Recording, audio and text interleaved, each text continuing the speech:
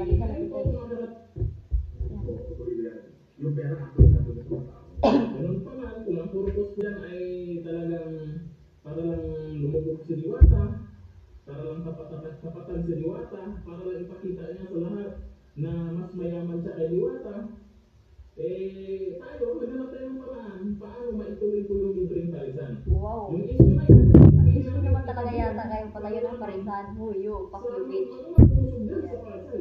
Ito, meron kong question. Ang question, kasi malawak ko na ito sa pwesto po ni Diwata ngayon.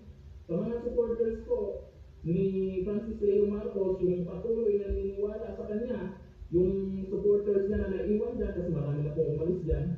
Grabe. Ang mga naiwan dyan na minsan, makaisip ko, mukhang kailangan nyo ng Parang babae to, babae to, babae.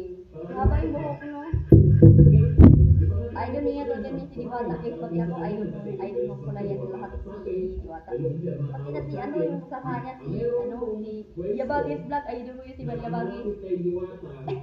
Malawak na pwesto, pwedeng ipagamit Francis Leo Marcos. Tama po kayo sa narinig nyo.